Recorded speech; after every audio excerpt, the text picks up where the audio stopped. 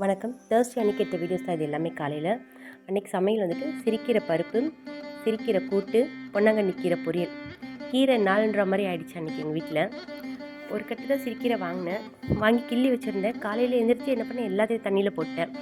ஏதோ பேசிக்கிட்டே அப்படியே சரி எடுத்து வச்சுட்டா மறுபடியும் கெட்டுற போகுதுன்னு சொல்லிட்டு கொஞ்சமாக பருப்பு போட்டு கொஞ்சோண்டு கூட்டு மாதிரி தாளிச்சிடலாம் பண்ணிட்டேன். பருப்புக்கு வேக வைக்க சொல்லுவேன். ஒரு பாத்திரத்தில் கீரை போட்டு ஒரு தக்காளி, காராமணி, சிறுபருப்பு இது எல்லாமே ஒன்றா கூட வேக வச்சு எடுத்துகிட்டு தாளிச்சிட வேண்டியது தான். ரொம்ப சிம்பிளாக ஆனால் டேஸ்ட்டாக இருக்கும். அதுக்கப்புறம் பொன்னாங்கண்ணி கீரை ஒரு பக்கம் தாளித்து விட்டுட்டேன். அப்புறம் கொஞ்சோண்டு புளிக்குழம்பு வைக்க வேண்டியது இருந்தது, அதனால் புளிக்குழம்பும் வச்சுட்டேன் நான் பக்கத்தில். இது எல்லாமே அன்றைக்கி காலையிலேயே பண்ணிட்டோம். புளிக்குழம்பு நம்ம ரெடி பண்ணிட்டோம்னா அதையும் அவங்க சாப்பிட்டுட்டு போயிடுவாங்க காலையில். அதனால் புளிக்குழம்பு ரெடி பண்ணிவிட்டேன். அதுக்கப்புறம் கீரையும் தனியாக வேக வச்சு எடுத்துகிட்டு பருப்பு ஒரு பக்கம், கீரை ஒரு பக்கம், ரெண்டையும் ஒன்றா வேக வச்சு எடுத்துகிட்டு கடைஞ்சி தாளிச்சிட வேண்டியதாக. கடைசியாக தாளிக்கணும். வடகம் இருந்தால் வடகம் போடலாம். எனக்கே இப்போ வடகம் இல்லாமல் இருக்குது. இனிமேல் தான் வடகம் போடுற மாதிரி இருக்கேன். அப்புறம் வடகம் இல்லைன்றதால நான் கொஞ்சமாக கடுகு, பூண்டு, மிளகா இது எல்லாமே கிள்ளி போட்டு தாளித்து நம்ம கொட்ட வேண்டியது தான்.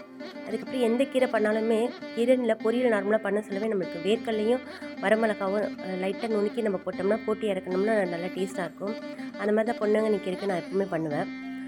பொண்ணு விரும்பி சாப்பிடுவா. அதே மாதிரி கொஞ்சம் வேர்க்கடலை போட்டு நுணுக்கி கீரை இறக்க சொல்ல போட்டு இறக்கிட வேண்டியது தான். ரொம்ப சிம்பிளான சமையல் தான். சாதமும் வடித்து ஆற வச்சுருந்தேன், அதுவும் ஆறிடுச்சு. புளி சாதமும் கிளறி விட்டேன். காலையில் இதை சாப்பிட்டுட்டு மதியானத்துக்கு கீரை மாதிரி எடுத்துகிட்டு கூட போயிடுவாங்க. கூட்டு தாளிச்சிட்டேன். இதே மாதிரி கொஞ்சோண்டு எண்ணெய் விட்டு கடுகு, மிளகா, அதுக்கப்புறம் வேக வச்சு எடுத்துருந்தேன் இந்த கீரை இது எல்லாமே சேர்த்துட்டு கொஞ்சமாக திக்கானோடனே நம்ம இறக்கிட வேண்டியது தான்.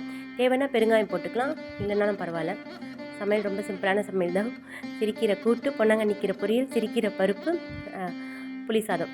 அதுக்கு அடுத்த வேலைங்களும் இருக்குது. அடுத்து மாவு ஊற வச்சுருக்கேன். உளுந்து மட்டும் உரித்து ஃப்ரிட்ஜில் வச்சுட்டேன். அரிசியும் அவ்வளோ இருக்குது. தேங்க்யூ ஃபார் வாட்சிங்.